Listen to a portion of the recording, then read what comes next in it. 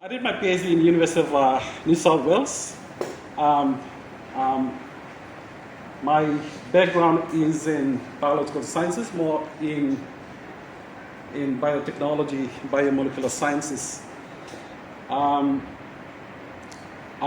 got my other education in US and Canada, chemistry. But today I'm not here to talk about chemistry or genetics. I want to talk about the village, the community. As Dr. Patrick also mentioned, I work with the PNG Science and Technology Council.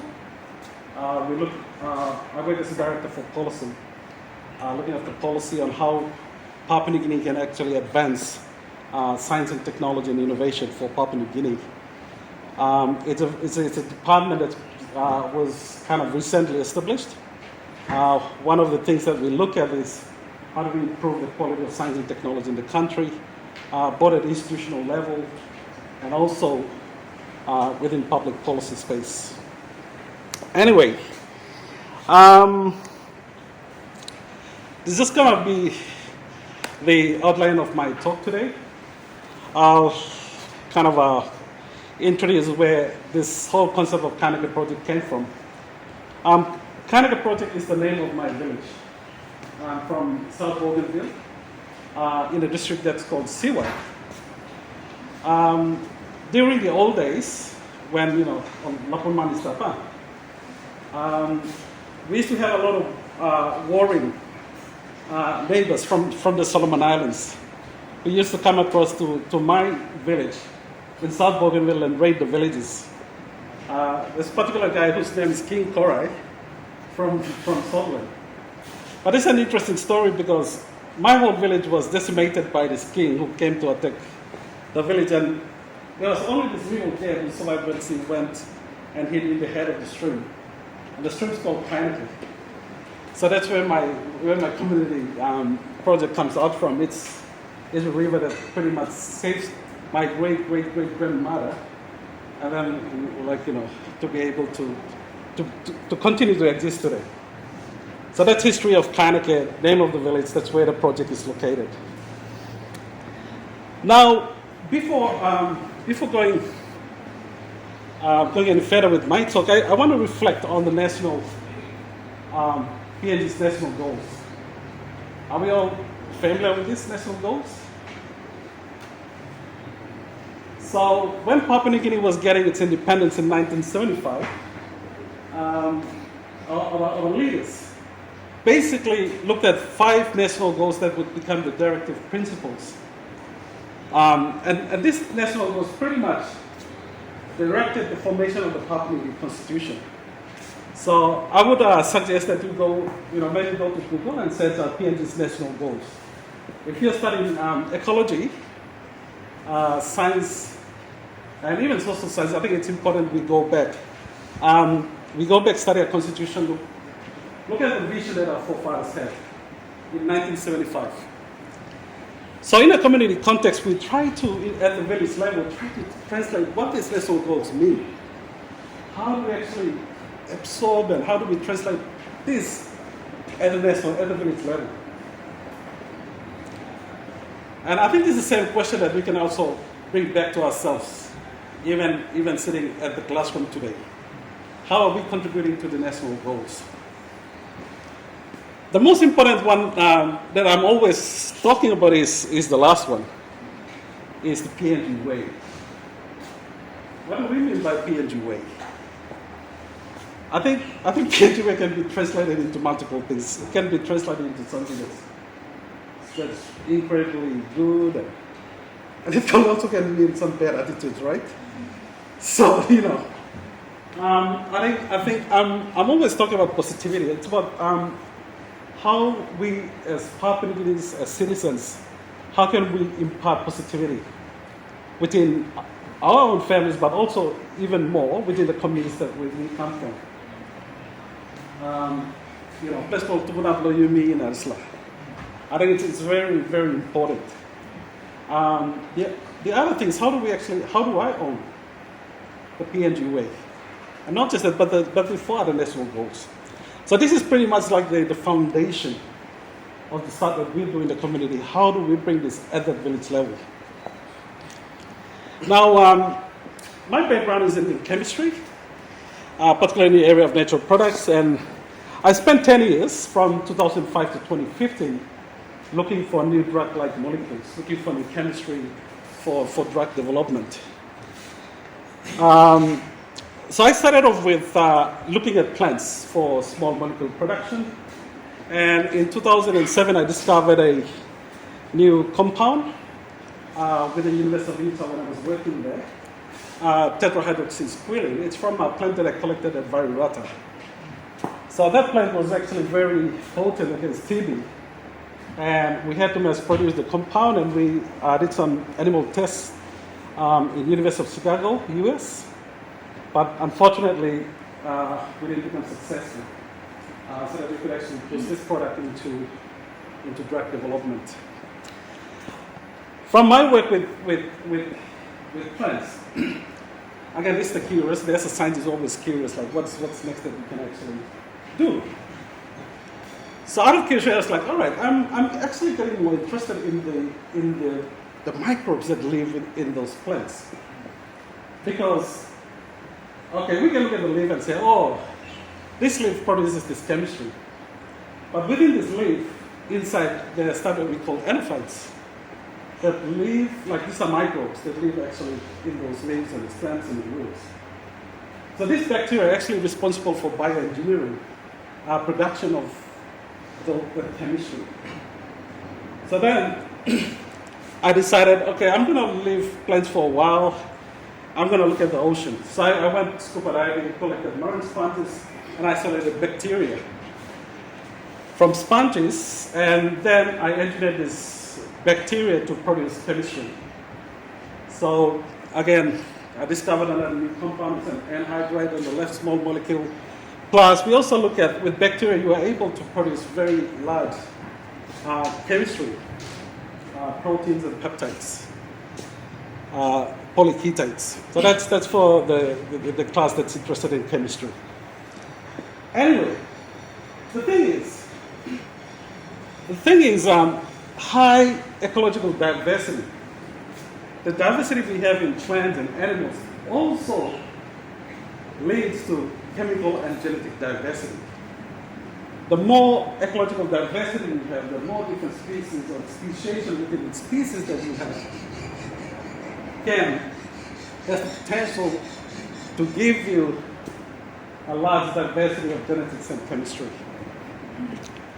So my tenure of pursuing chemistry sort of came to an end, and then equipped with that knowledge of chemistry, I went to the village and I was like, all right, village people, get together.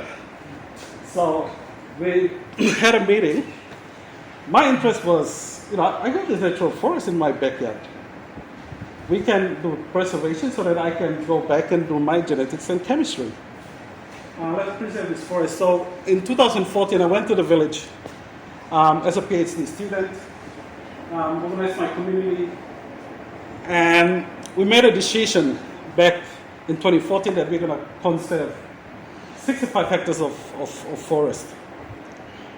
And that 65 hectares, with the purpose of, advancing into research, and at that point in time it was mostly research. I didn't really know the other mechanics of organizational management and development in community context. So in terms of our community engagement, I'm just giving three tools. The first one is community consultation and planning. The most important thing is you're dealing with the community, getting buy-ins from the community. If any one of you here, in future wants to go back to the village, it's important that you get the buy-ins, involve the community. You can't do conservation or ecological or biological work as an individual. It has to be inclusive. So we did a community consultation, and then we came up with a plan to how are we going to raise funds, because you can't do a project without funding. So we came up with a strategy for funding, and then we executed. I did not mention this, but at my lecture, what I'm going to do is I'm just going to follow chronology, and I want to do a bit of storytelling, so that it becomes, understand the practicality of what we're trying to achieve here. So that was in 2014. In 2015, I went to work, with a laptop, start putting ideas together, planning, did some proposals, and then in 2016, I got an invitation to go down to Sydney to set up a partnership agreement to do ecological surveys with the Australian Museum. So there was a breakthrough from the village, planning with the village, and then attracting international attention. At this meeting also, he's sitting on the other side, was a former PAU student from Solomon Islands. He was doing education, so when he went back to Solomon Islands, he's from Malaita, he thought, but then he decided he was going to go and work with the community. And with his teaching background, he was able to use his skills as a teacher to engage with the community. So the Solomon Islanders were also in this meeting. So we sort of did a joint research program, Bougainville and the Solomons. So that was the first breakthrough we got, sitting there with all the management of the museum. So this basically, after we got that agreement, we went back to the community and that formally sort of set up the basis for the conservation work and ecological research. The guy that you're seeing here is from the University of Queensland, Dr. Noro. He spent so many years in the Solomons. So he was contracted through this agreement to do all the scientific work in the communities. All our scientific tools that we used at the time for ecology were included the camera traps, these nets to capture all the animals for recording and measurement and creating the data. This work, the initial research that we did, we discovered, but we found the existence of these two species. On the left there is the Bougainville monkey face bed. It looks like a monkey. And it's a critically endangered species, according to the International Union for Conservation of Nature. The Terralopec species, on Bougainville there are two species. One is for high elevation and one is for lower elevation. So in my area, the conservation area with Kainake is lower elevation. So we have one of the other species. Unfortunately, because of high deforestation and whatever, we didn't come to catch any of the species. But we saw the presence, like evidence on the food they eat, on that stuff. So this is where traditional knowledge is also very important. The knowledge from the villages. Sometimes as scientists we go into the field we depend on our science, we depend on technology and equipment, but when we go out to the field sometimes we don't detect. But then there's traditional knowledge that's available. So, for those doing ecology, the engagement of knowledge keepers is also very important. We can do all the smart work with technology and genetics and whatnot, but one of the key tools that we must always maintain when we go out in the field is traditional knowledge. Those are thousands of years of knowledge. On the right is another endangered species. Is the Bougainville giant tree rat. This is endangered, but there is another species of it which I think is critically endangered, and I'm afraid that it could be extinct. That species, I think it grows like this length from the nose to the tip of the tail. So that one we haven't been able to find any evidence. So that's probably cell is probably gone. Interestingly also is that red on the right. The old people used to eat it, even until recently. One of my uncles would always eat these buggers. But the reason why our old people used to eat these rats, and they wouldn't even get the guts out, they would eat with all the whatever that's inside the stomach. And the thing that these old people would eat is because they believe that these rats fed on medicinal plants. They're fed on medicinal plants, and whenever they're actually feeding, consuming the whole animal, they're also kind of absorbing some of those, the goodness. And this is interesting because in modern science, in microbiology at the moment, there's a lot of research done in gut biology, with the gut microbes. So there's a lot of microorganisms within our gut that actually do fantastic work, even in managing our health. So there's good and bad bacteria. But it's interesting because it's just in very recent years that science, modern science, is actually looking at the medicinal value of gut bacteria. Our old people lived so many thousand years ago from observation of the natural surroundings and environment. So these two animals have become now the flagship species, conservation species for our community. So now when the community says they're doing conservation, they actually say we're conserving the forest because we need to look after these animals. They're going to be extinct pretty soon. So it's connecting natural resource management with the sustainability of species. We also established a conservation area. This is pretty big. It's about 20,000 hectares. It's high elevation from 800 to 1,800 meters. There's a big lake and open crater at the top. We haven't done much research yet. We were supposed to do a full biodiversity survey with a 12-man's team from the US in 2020, but COVID. So again, some flexibility that's needed when you're doing this kind of work in the community. Not everything works according to plan. So always have some flexibility. All right, I'm just going to touch a bit on how, particularly reflecting back that I've mentioned that we do a lot of partnerships with international researchers, universities. So we developed a simple plan on how we engage with both international universities, researchers, and also domestic universities. So far I've done some work with Binatang Research in Madang, plus also University of Papua New Guinea, but I hope in time that we could do something with PAU.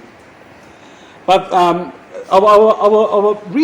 biological research sort of process actually starts off with planning, like I've said. Number one is to plan. With planning, we also plan together with whoever university that we want to work with, or research institute.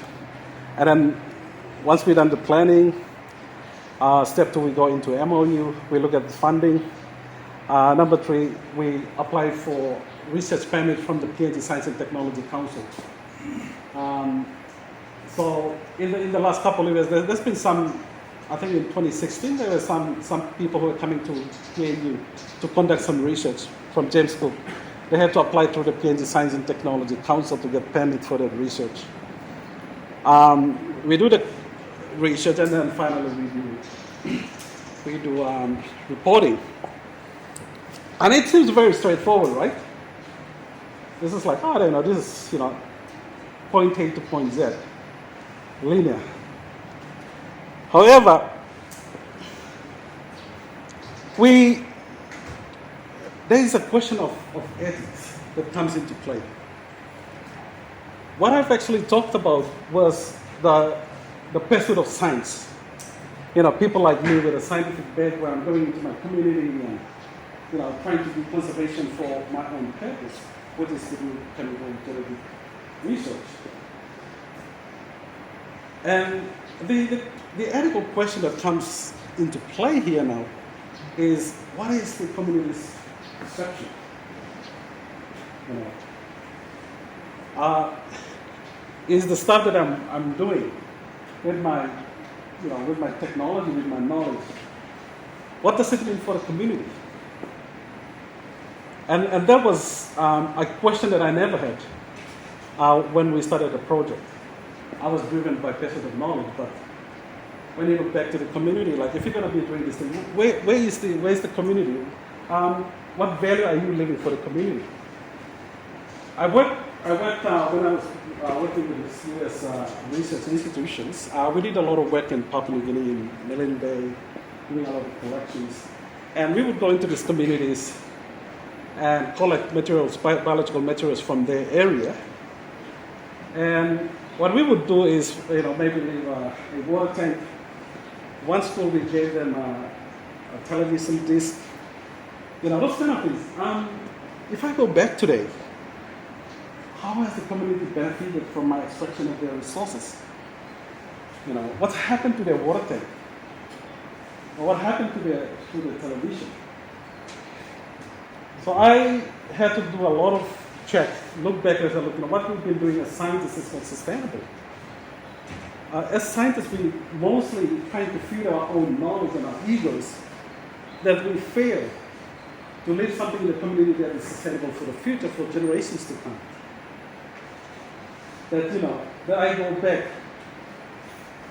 10 years down the line as an old man, and I'm going to go back to this community and see the change that I delivered. And because of my previous experience where we just, providing non-sustainable, gifts, we're not actually leaving the community any better when we found these communities. So we have to ask, what does conservation, and the reason why I'm using conservation and not ecology is because everyone in the village, they always talk about conservation. They don't know ecology. Anything to the environment, they always say conservation. So I like to stick with conservation, even though it's much more complex than that. But conservation and ecology, for that matter, means roads and infrastructure. It means schools and education. It means health and well-being, economy and livelihoods. And one of the things that an old man told me when I was talking about conservation, this old chief in the village was like, "We've always been doing conservation, but not as conservationists. It's about managing resources. Our cultural practice and our behaviors, the way our old people live was to manage the limited resources they always had. And conservation, strictly speaking, is kind of like a foreign sort of concept. Because all village people, they need to hunt, they need to eat, they need to build a house, they need to, extract stuff from the environment for their livelihoods. So, with these questions, and then I was like, oh man, my plan to actually go into genetic and chemical research is not going to happen, because how am I going to do genetics when my community, when kids are not going to school? When we don't have the school, when we don't have health programs.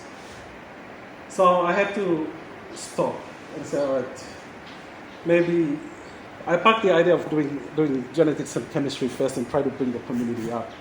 So this is where the issue now on sustainable development comes in. Anyway,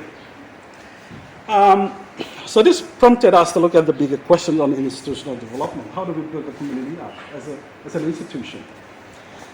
And, look at the biology and, more importantly, the socio-economic equity and the cultural sensitivities within our communities.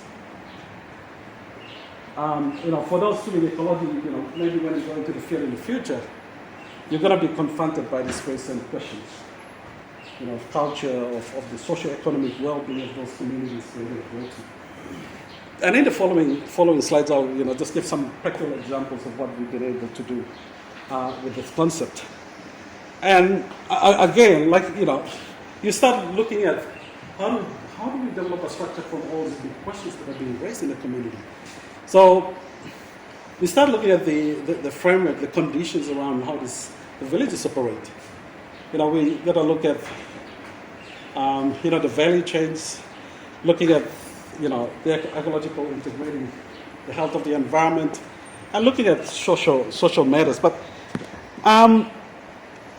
when you start digging deep into it, it becomes such a complex matter.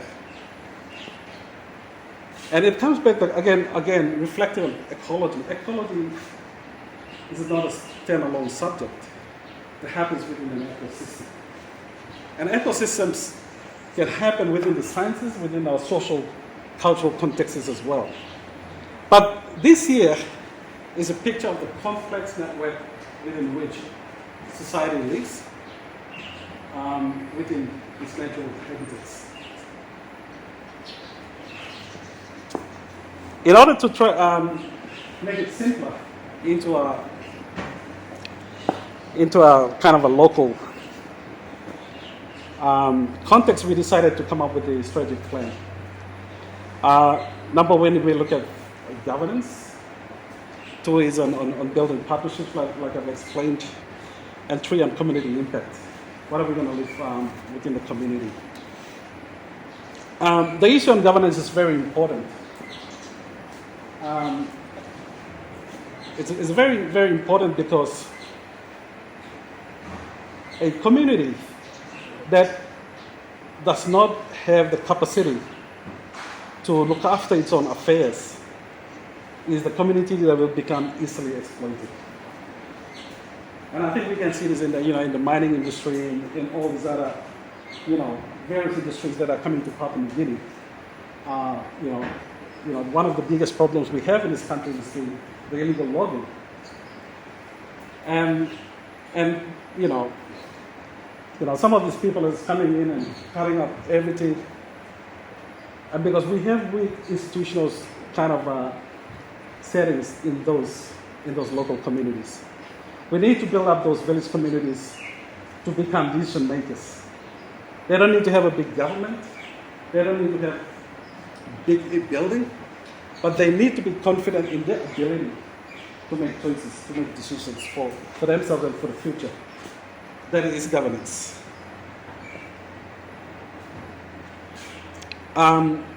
Two is building partnerships. It is one of the biggest strategies that Kainake Project has. One of the things that we do is really in building social cultural exchanges, letting one villager training the other villager on a horizontal sort of plane. Three, community impact is really working on creating value, whether it's an economic value, social value, or cultural value. There's just an integration. The reason why these strategies need to be integrated is because when these strategies are integrated, we have sustainability. So this is just some of the achievement, some of the work that we do in the village community. On the far left, we run leadership training, and a couple of years ago we developed this big workbooks and course on paper. And we went to the community and kind of realized the literacy is very low, and we cannot bring this kind of training to the village context. So what we do now is we do storytelling and old people and the use of traditional language. On the left here we got different leadership values and whatever, but we also have the traditional names for those, because language is a powerful tool for connection. If we don't use the traditional language, sometimes we lose the interpretation.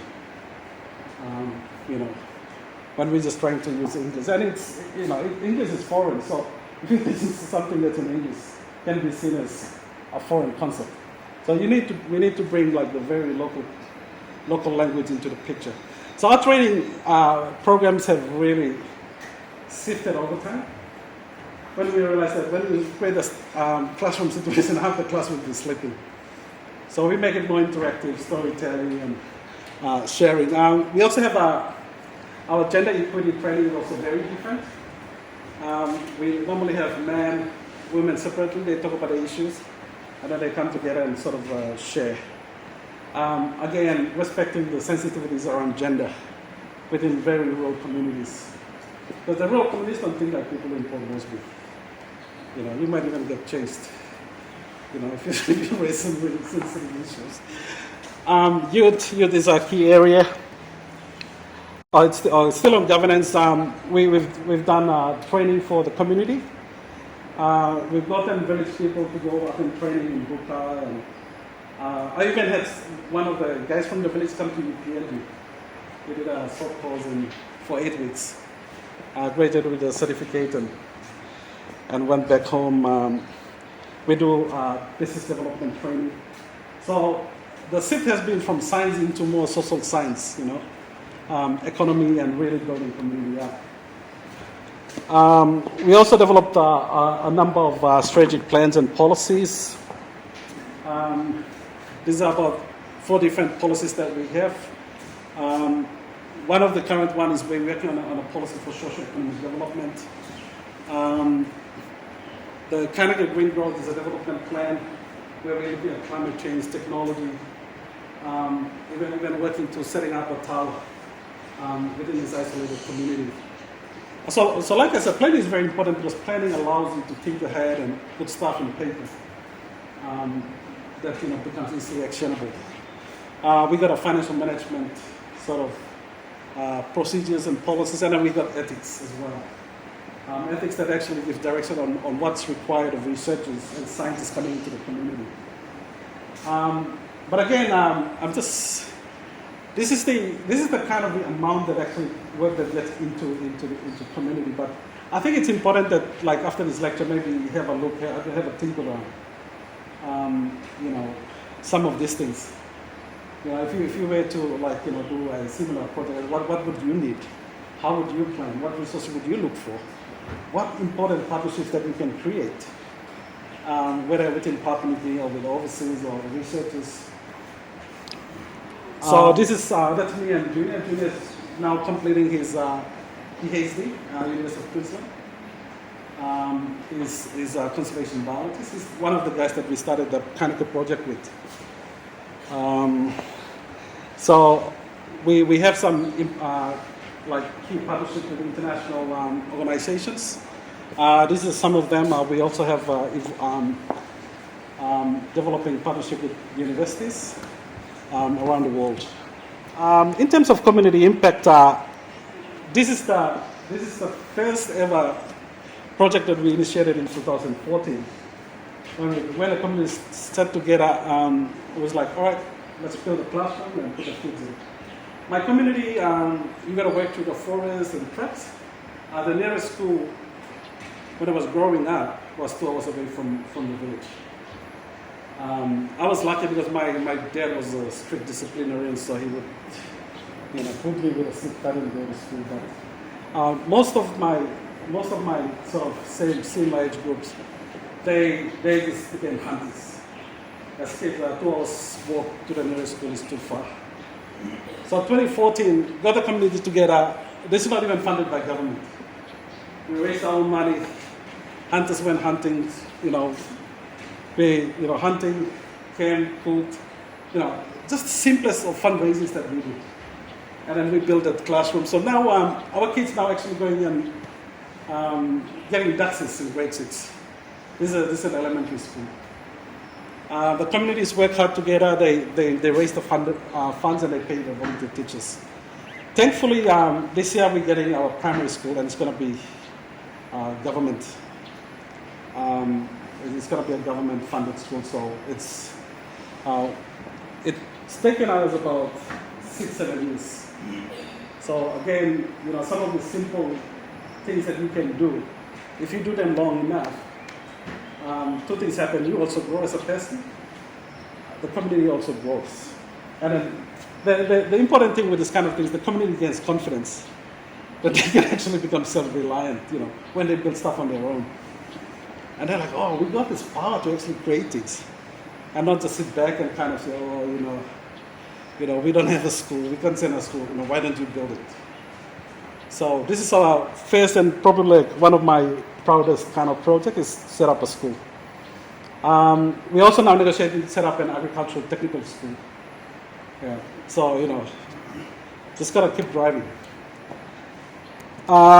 This is one of our current projects that's currently on. We're looking at cocoa production. So our strategy now is improve cocoa productivity, production, and then we're looking at international markets.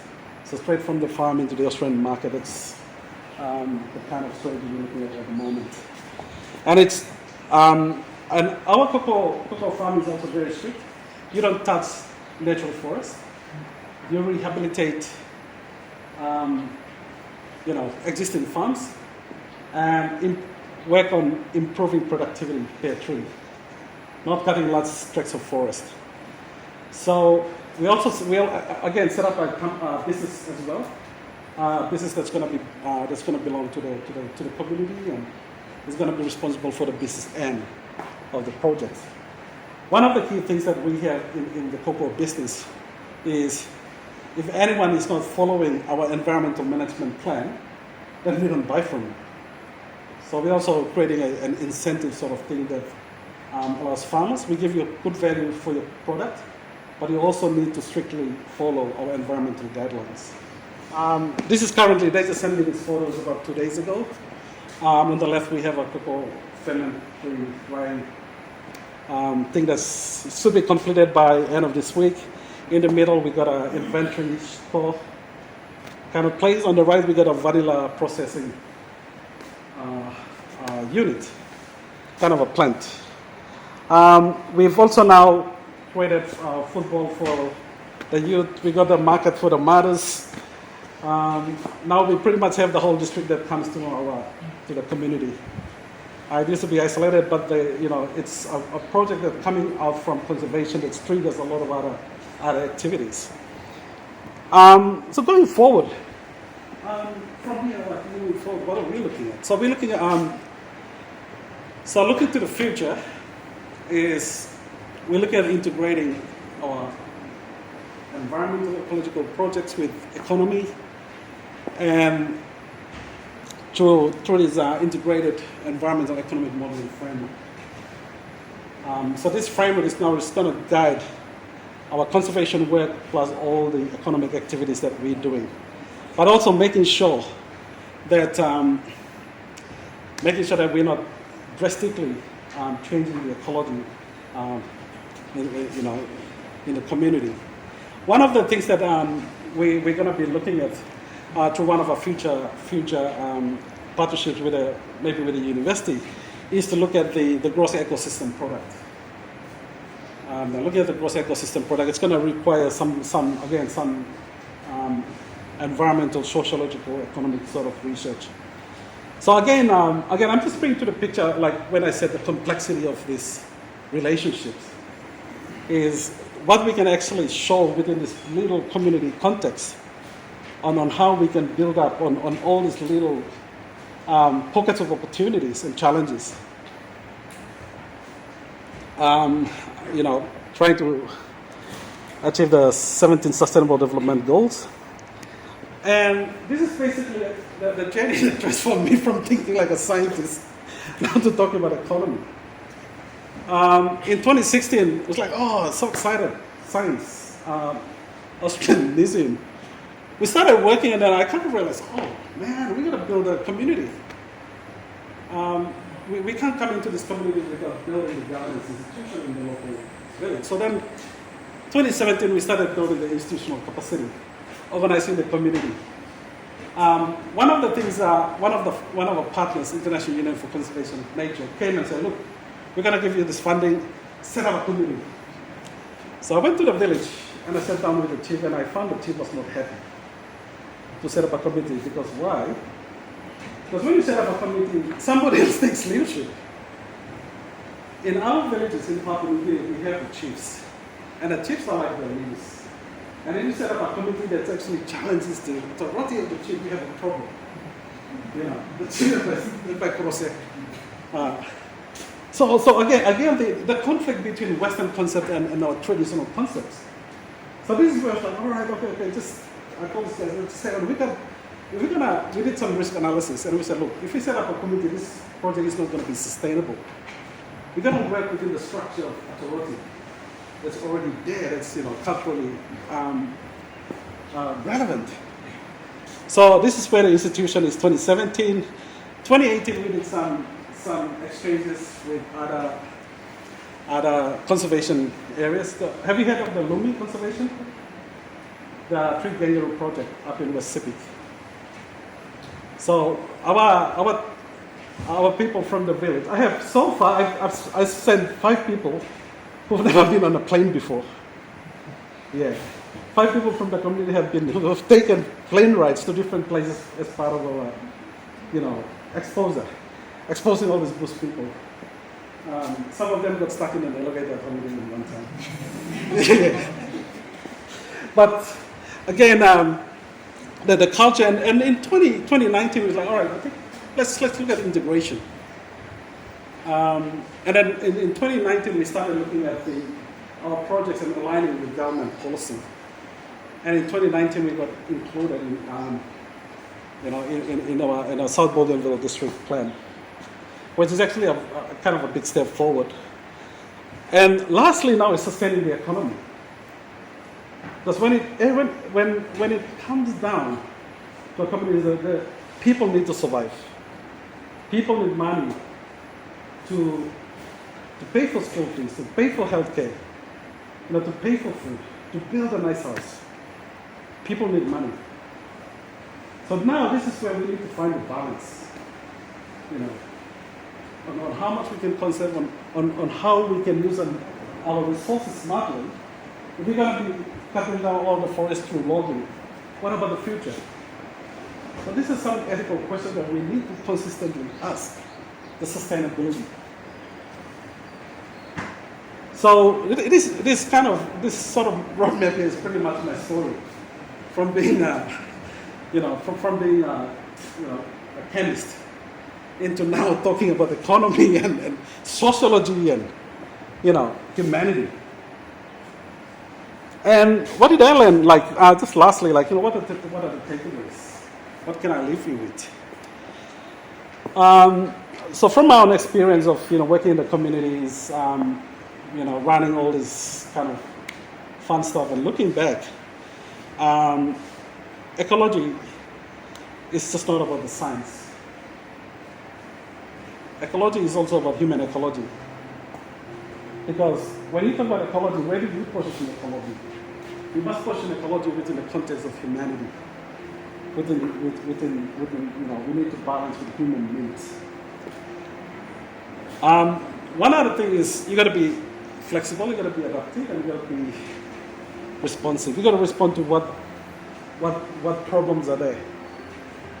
One of the things that I always say is community problems. If there's an issue in the community that needs community solutions.